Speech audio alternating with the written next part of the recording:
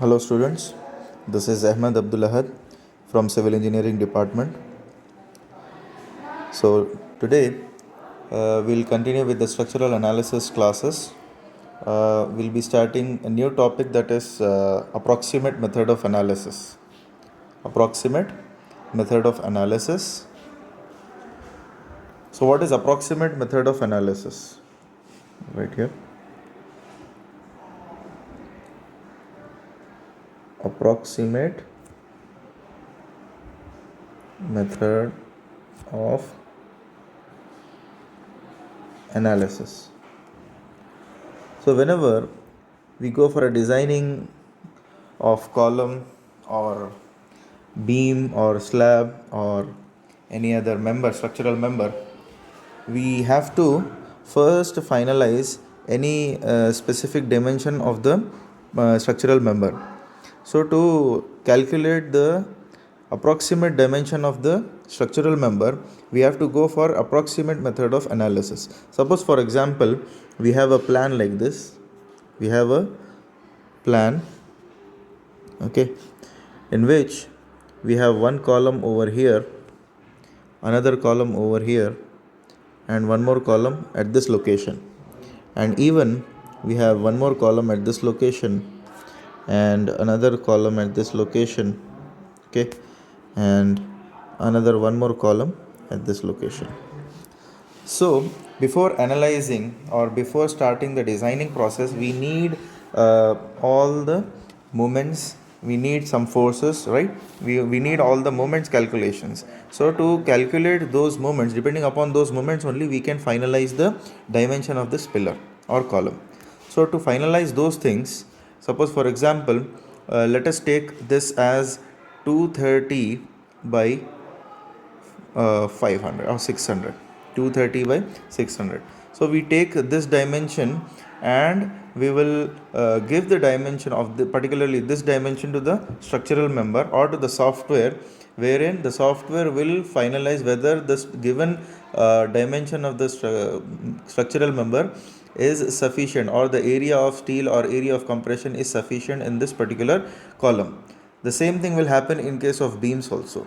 Suppose this is my beam, and initially we have to give some dimension, that is, suppose for example, if I give dimension as 230 by 450, so this dimension is dependent on moment, right? Without giving dimension, the analysis cannot be started. So at least minimum amount of moment or approximate amount of moments to be calculated before finalizing the dimension of the structural members. So for those calculations, we need approximate method of analysis. So in case of approximate method of analysis, the first one, the basic method which we follow is substitute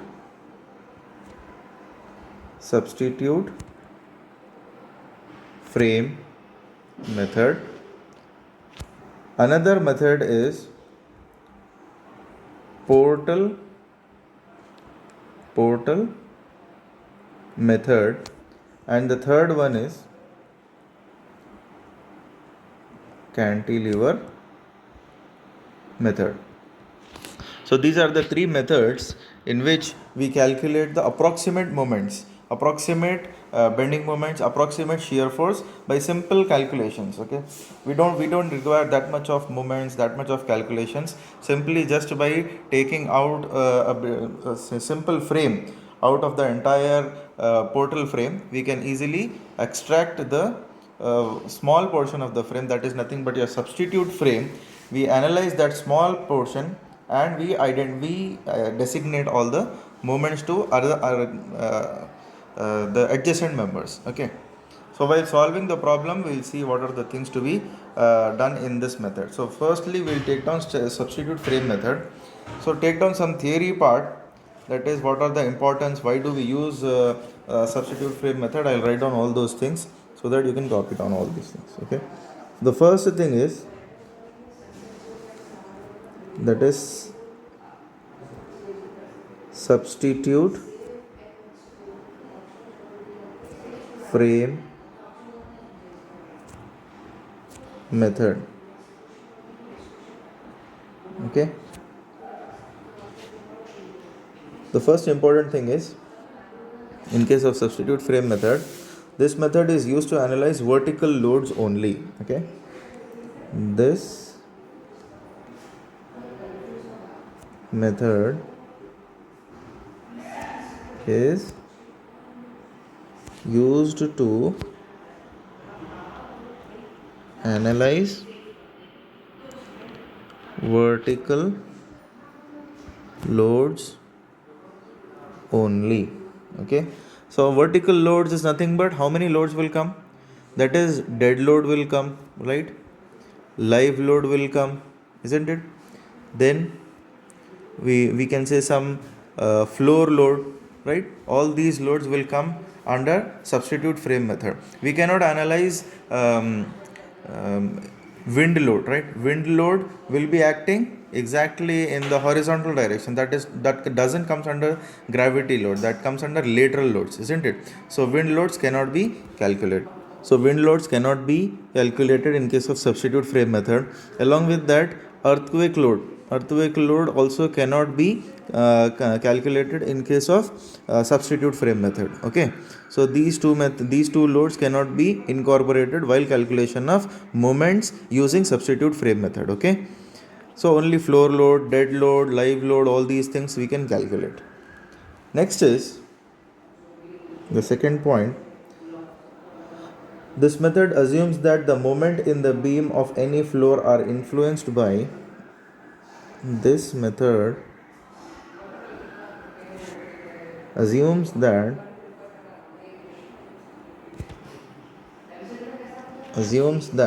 the moment in the beam of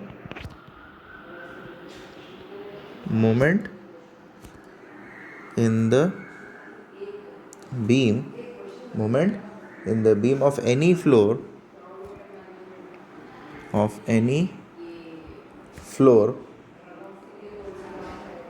are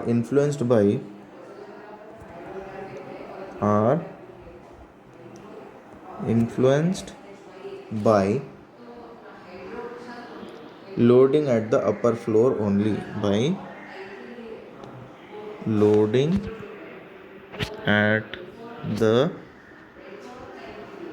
upper floor only. Influence of lower and upper floors are ignored.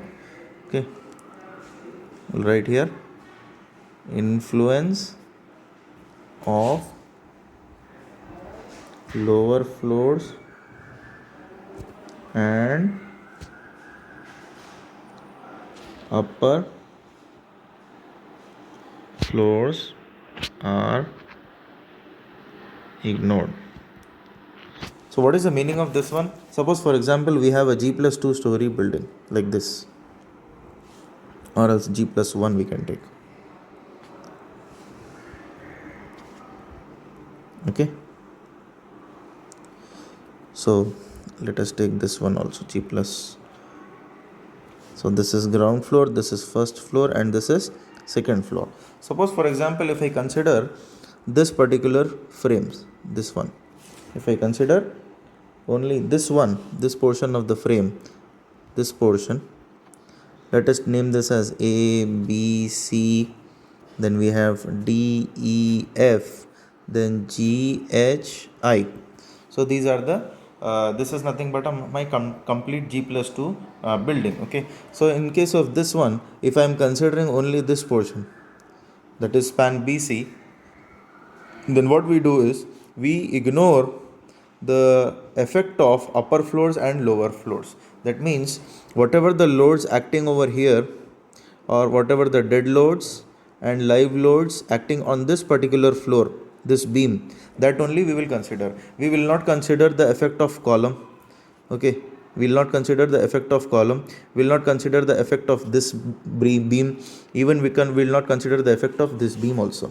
So that means only whatever the loads which are acting over the span of BC, those forces are only accommodated or calculated while using this method. We cannot use the upper floors or lower floors. Okay, which is very, very important. So the meaning of this point is, this method assumes that the moment in the beam of any floor are influenced by loading at the upper floor. Okay, are influence of lower floors and upper floors are ignored. Okay, so we will not consider this one, this one, this one, and this one. Only the floors which are affecting the external loads or the vertical loads which are acting, those loads are only accommodated or incorporated. Okay, so the next point is the third point. The process involves division of multi-story structure. The process involves division of multi-story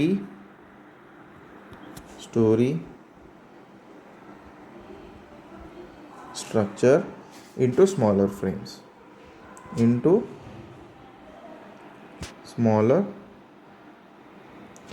Okay, so what we do, if I want to calculate this portion from the entire structure, I will only calculate this portion. So that means we are splitting the entire beam into small parts. So this process involves division of multi-story structure into smaller frames. Okay, so we'll take down some question depending on related to substitute frame method. Okay, take down the question. The question is,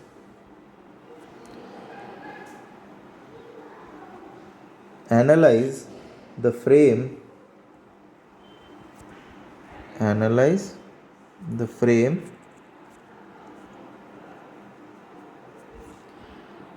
using substitute frame method for span BC. For span BC, live load is equal to 12 kilonewton per meter and dead load is equal to 20 kilonewton per meter. Okay, these are the things given to us, and also the frame is also given to us in the question. Okay, so the frame is a rigid jointed frame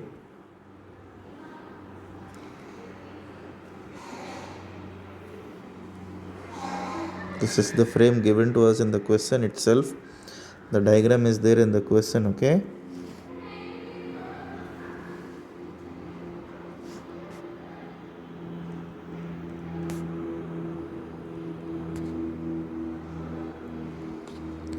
so this is the frame, and we have one more partition. Okay, and the dimensions are also given to us. Names are A, B, C, D. Then this point is E, F, G, H. Then this point is I, J, K, L. So these are the designations given to us in the question itself. Then distance from here to here is given as 6 meters. Then here also 6 meters. Here also it is 6 meters. The height of the frame, that is from here to here, the height is 4 meters, and this height is also 4 meters. Okay, so these are the things given to us in the question.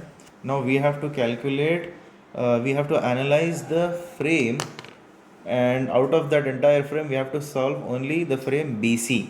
Okay, and it has given that live load is 12 kilonewton per meter and dead load is 20 kilonewton per meter. So what we do, we apply the dead load and live load over the span to start our calculation.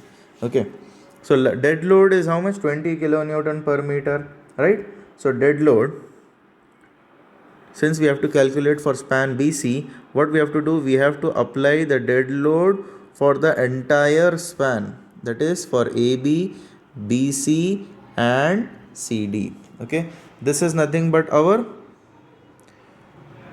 dead load, which is 20 kilonewton per meter. 20 kilonewton per meter. Along with that, we have live load also, right? Live load is how much? 12 kilonewton per meter. Live load is 12 kilonewton per meter. So very very important, that is, since he is asking us to calculate for span BC, what we do, we apply our live load over span BC only. Over span BC only. So this is my live load. This is which load? Live load of intensity 12 kilonewton per meter. So live load will not be, we will not apply live load on span CD and for span AB. Since he is asking us to calculate for span BC, we apply only for span BC live load. Whereas dead load should be applied throughout the span. Okay, next. What is the next? The first step we have to do here. See here, we have to split the frame. What we have to do? We have to split the frame. How to split the frame? The frame is given to us, right? So I'll draw the frame here once again. So we'll copy this one. Okay.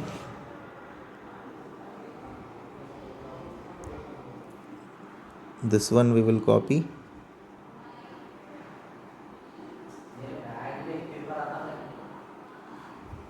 Alright, otherwise we'll try to draw the frame once again.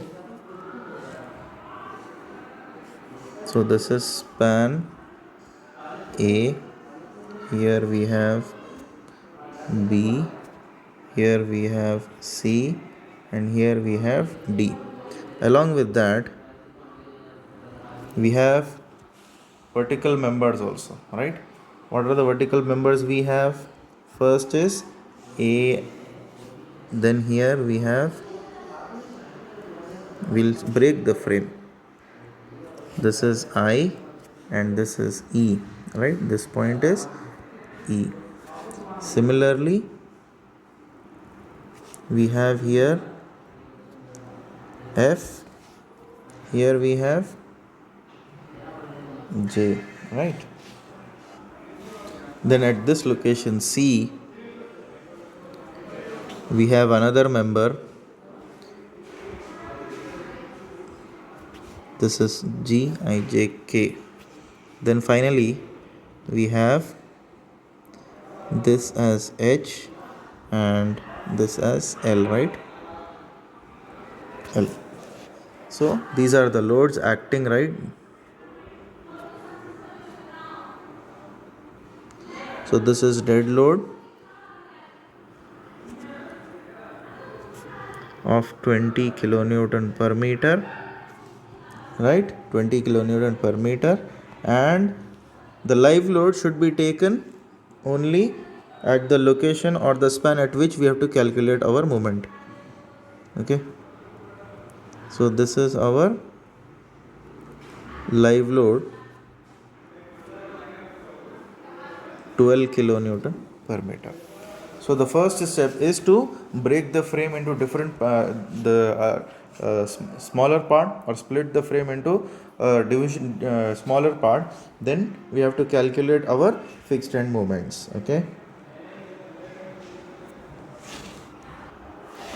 So the first step is to calculate fixed end moments. What we have to calculate? We have to calculate first fixed end moments. So the step 1 is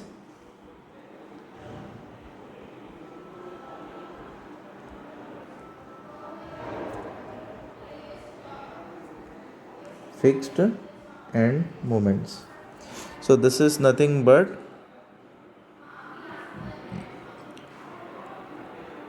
converting frame to substitute frame. Okay, this is what we have done. We have converted into substitute frame, right? This one, whatever we have done in this step. So next step is to calculate fixed end moments. How to calculate fixed end moments? We'll calculate for this particular panel only, that is MFAB is equal to how much? Minus WL square by 12, which is equal to minus 20 into 6 square whole divided by 12, equal to minus 60 kilonewton meter. Kilonewton meter. It's not per meter. Then we have MFBA. MFBA will be positive, right? So plus WL square by 12, which is equal to plus 20 into 6 square whole divided by 12. So this distance is 6 meter, 6 meter, 6 meter, right? This is 4 meter and this is also 4 meter. 4 meter, 4 meter, 4 meter and 4 meter. Vertical distance is 4 meter and horizontal distance from each point to each point is 6 meters. So it is equal to plus 60 kilonewton meter. Okay. Next is we have MFBC. MFBC is equal to, since this is also a UDL, so minus WL square by 12, which is equal to minus W. What will be W here? Here 20 plus 12. This is 20, right? This one is 20 and this is 12. So totally how much? 32 into 6 square whole divided by 12, which is equal to minus 96 kilonewton meter. Similarly, MFCB is equal to plus WL square by 12, which is equal to plus 32 into 6 square whole divided by 12, which is equal to plus 96 kilonewton meter. Now we have calculated for span AB, BC, the leftover part is CD, right? So MFCD is equal to minus WL square by 12, which is equal to 20 into 6 square whole divided by 12 minus 60 kilonewton meter. Then MFDC is equal to plus WL square by 12 equal to plus 20 into 6 square whole divided by 12, which is equal to plus 60 kilonewton meter. So what we have done in these steps in the problem, first is we have divided our frame into a substitute frame. This is the first thing we have done. Then secondly, we'll name this as step 2. Okay, we have named this as step 1. No, we'll name it as step 2. So in step 2, what we have done, we have calculated all the fixed end moments. In step 1, we have divided the entire frame into a substitute frame. So now after converting this into a substitute frame and calculation of fixed end moments, the next thing which we do is calculation of distribution factor. Calculation of distribution factor. We'll name it as step 3, that is distribution factor. Okay. So how to calculate distribution factor? We all know how to calculate distribution factor, right? So in moment distribution method and even in Canny's method, we used to calculate moment distribution method, distribution factor. So distribution factor is nothing but we have to take down few things. that is we have to take down joint, then member, relative stiffness, we'll write down the short form, relative stiffness, then we have total relative stiffness, then after that we'll be having distribution factor. Okay.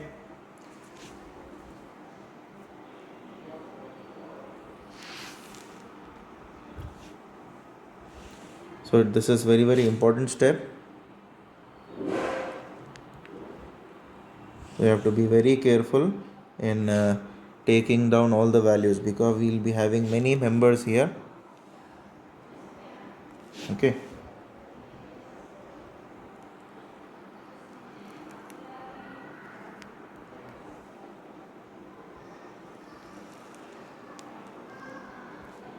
Fine. So we have to calculate for different members, right? So how many joints we have here? We have joint A, we have joint A, see here, we have joint A, B, C and D. We have totally how many joints? A, B, C and D, right? This one, A, B, C and D. So for each joint, how many members are connected? You can see here, we have one member which is AB, another member is AI, the upper one, then we have AE. Fine. So we'll name this as joint A first. This is joint A, and the members which are connected to A are, we have AB, then we have AI, then we have AE. Okay. So these are the members connected to AB, AI and joint A. Now what is AB? You can see here AB, if you see from A to B, B is a continuous joint. So what happens to relative stiffness? Relative stiffness will be I by L. Relative stiffness will be I by L. Similarly, what about AI? AI is also a fixed end. See here, AI, A and I. It is fixed at I. So what happens here? Here also it will be I by L. What about AE? I by L. So what happens here? I by L for span AB. What is the span of AB? 6 meters. So I by 6. What about AI? I by 4, isn't it? AI 4 meters. Then here also I by 4. So this is the relative stiffness for span AB, AI and AE, isn't it? Now what about total relative stiffness? Total relative stiffness is nothing but addition of all these values, isn't it?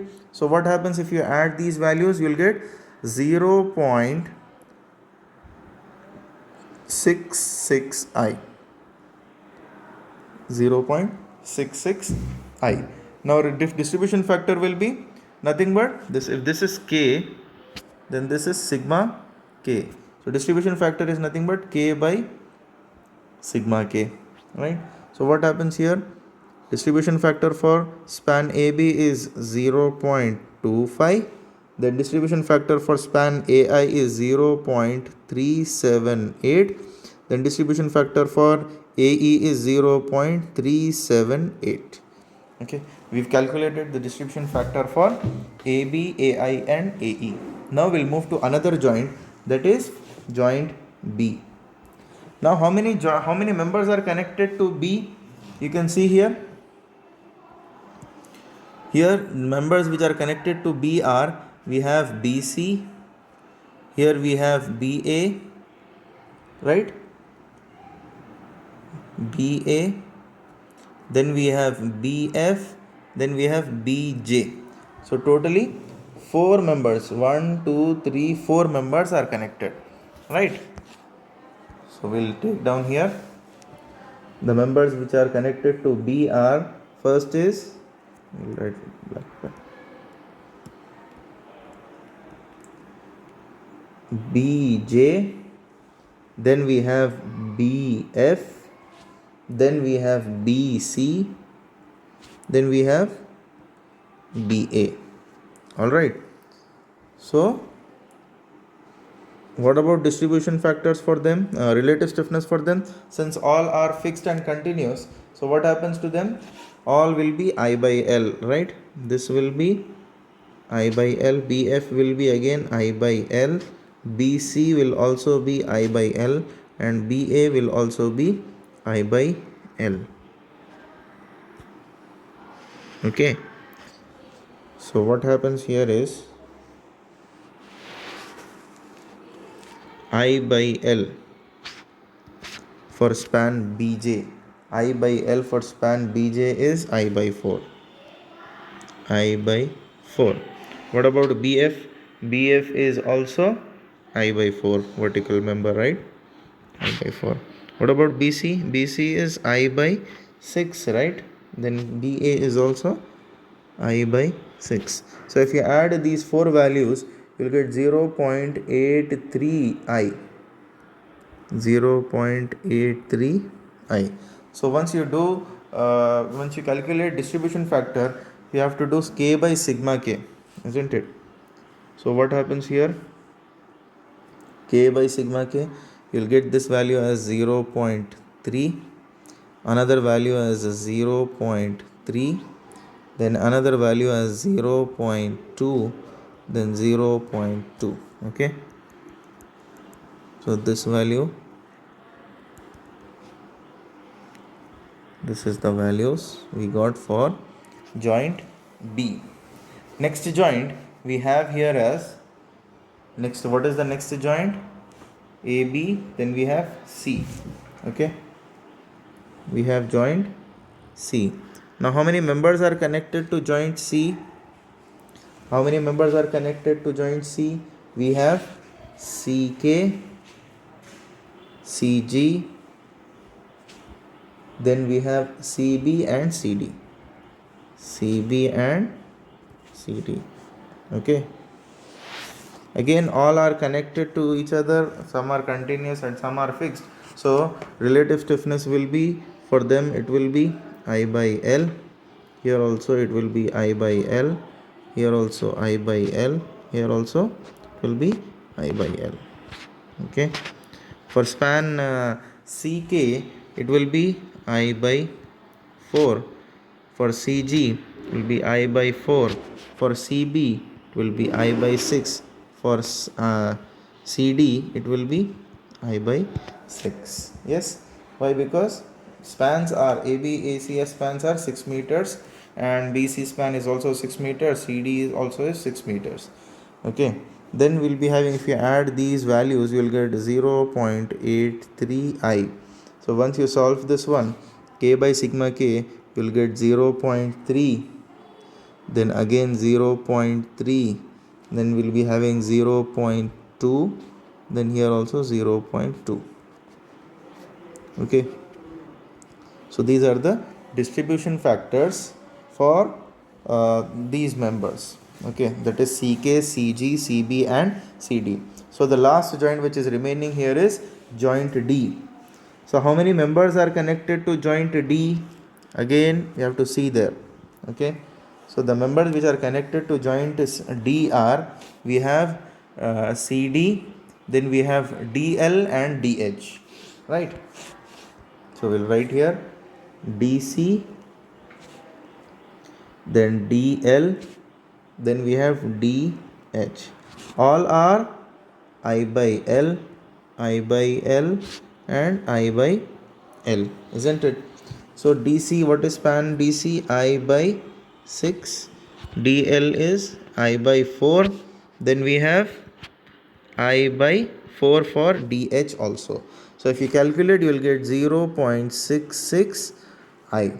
So if you simplify with K by sigma K, you will get 0.25 for span CD, 0.375 for span DL, then again 0.375 for span DH. So these are the calculations for distribution factor. Okay. Now we have to formulate the moment distribution table, wherein we'll be doing 2 cycles of iterations. So we'll take down those things in the next class, that is the step 4.